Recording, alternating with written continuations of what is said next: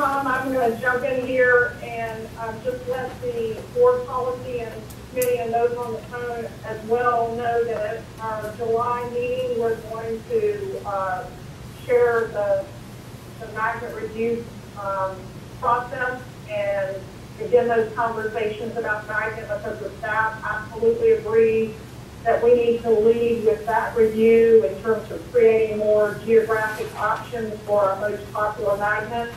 And we also would agree with Rhonda that looking at, how we can extend the reach of our existing magnets by looking at schools that have the capacity to have mobile units is something I think we have to do against the constraints that we're seeing in certain parts of the county. So that will be coming as a part of a report/work session format at the July meeting. And that meeting is July 28th, correct? Correct. Okay. Yeah. Thank you, Ann. And yeah. When will you be bringing I know you and staff are going to work on configuring a report as an attempt to get us some equity information. When will that be coming? I'll need to check with Scott and Natasha on the timing of that. You're talking about in terms of student achievement results and some of those pieces? Well, student achievement results, but I think you were saying there are some things that you could begin to put in place to help us with some sort of tracking mechanism. We had talked about that in the last policy committee meeting. One of the things I know that was mentioned maybe by you, Erica, was, how we get our hands around those kids who opt out of magnets because of the shuttle stop. And that, the staff has said, is not something that we are able to track because people make private choices. And but we did talk about a possibility of a survey at some point that might help us get a read on that if people who are not opting for magnets because of the shuttle stops would participate in the survey. So give me a little more specific around the equity piece that you're talking about. I want to make sure I understand. You had listed several things. I don't remember what they all were, and I don't know if they're in the notes that Sarah took at the last meeting, but there were a couple of things that you listed you said you could pull readily, and I just don't remember what they all were, to be honest with you. Okay, I'll need to check on that. We can go back and check those notes. But it would be interesting if you could go back to pre-shuttle stop time and track student ID numbers of kids who are traded out of those schools, and not all of it is because of shuttle stops, but a good deal of it was, and do some comparison there. Okay. Would there be a reason why as part of that? Why they? Okay.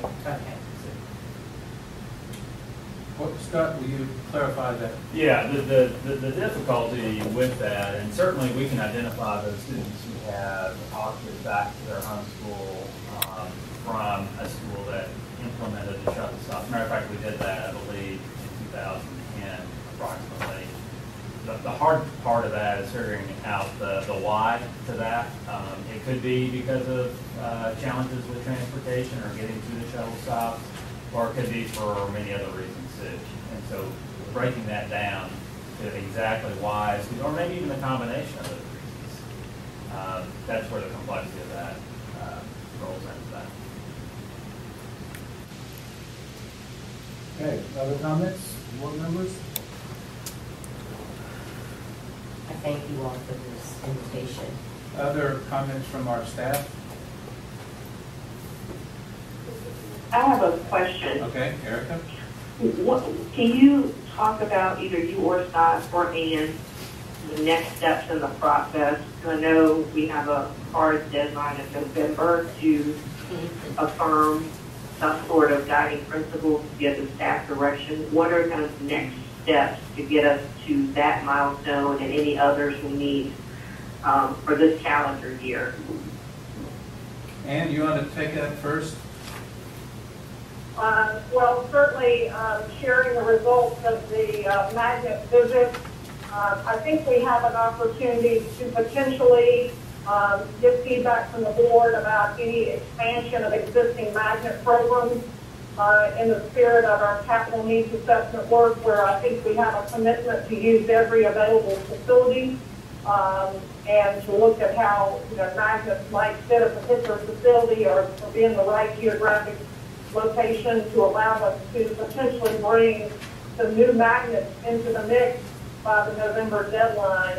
So that would be one thing. Are there some opportunities to look at existing facilities and expansion and or new magnets based on our magnet visit and any recommendations that came out of that visit, which will be shared with the board in July as a starting point. And then, as Scott has been really clear, the guiding principles must be in place in order to provide the framework for any sort of options that staff would start bringing toward the board in terms of student assignment.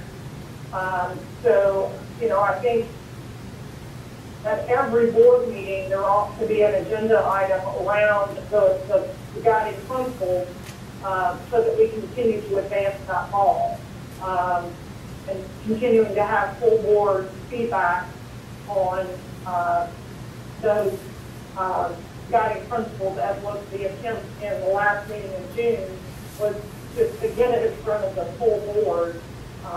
And so I think we need to continue to do that. If the board is inclined, the policy committee recommends that, and obviously the chair and vice chair are in support of that, because we have 2 meetings a month where we can continue to react to our existing guiding principles, while at the same time be beginning a magnet review, which I believe could allow us to make some decisions in November that begin to increase the number of magnet seats and expand existing and popular magnets where we have a waiting list, where we have a facility that we can use with less cost associated with it.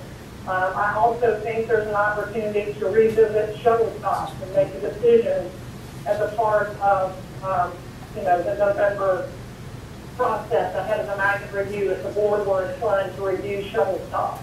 Again, many of these have budgetary implications, and in light of our current budget status, we'll have to, weigh, our confidence level and our ability to provide the budget in order to put, and we may have to do a phasing of magnets based on the magnets that can create the most available seats, if that proves to be part of the guiding principle that we want to increase the number of choice seats we have available for students. Again, I'm just hypothetically, if that became a part of the guiding principles, then that would drive staff recommendations around the types of magnets we might bring forward to create the greatest number of seats for the 2016-17, with an understanding that the student assignment recommendations will really impact the 2017-18 school year, most likely.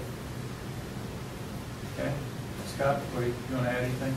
Yeah, I would say that we've taken obviously a couple approaches to this, and would agree that and have pushed hard for the guiding principles to be the foundation for the work that you're doing here moving forward. That'll be incredibly important as we continue to look at options for magnets, but also for our non-magnet programs as well, and boundaries, and how we look at boundaries and how students are assigned if we're going to make any alignments with our boundaries.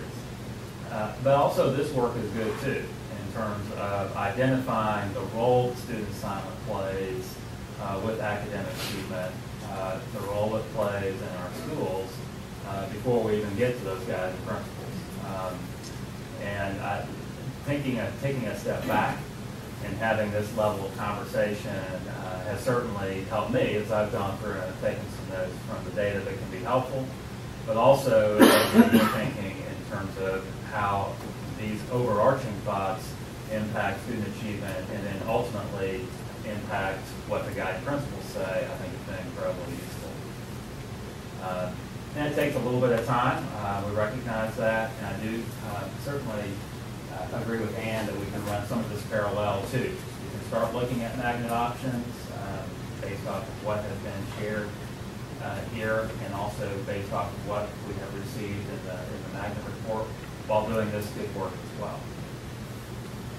Tom, I want to say, this also gives us a jump start on those, one of those 4 questions that I sent out to board members that talked about our superintendent search, how we need to be clear about our focus, where we want to be in 5-10 years, and so that we can relay that focus to any candidate, potential candidate that we're going to be talking to.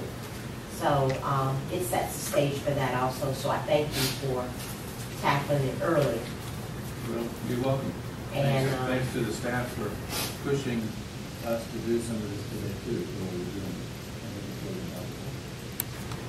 Sarah, anything from you at this moment? Well, I'd like to thank the folks who are still hanging in on the telephone. And I think the level of participation has really been good and really been positive. And thank the board members of the room for being willing to step out on this high dive with us a little bit and have this kind of meeting. We really appreciate your being with us this morning. Don't know that we gave you a lot of choice, but we really Sitting around, not having a table. What are you talking about? Anything else, Erica or Ann, anything else? I think we're about to end. All right. Well, So thanks to thank you, everybody everybody. for being here, the board members, to our staff, and to all of you who are in the room.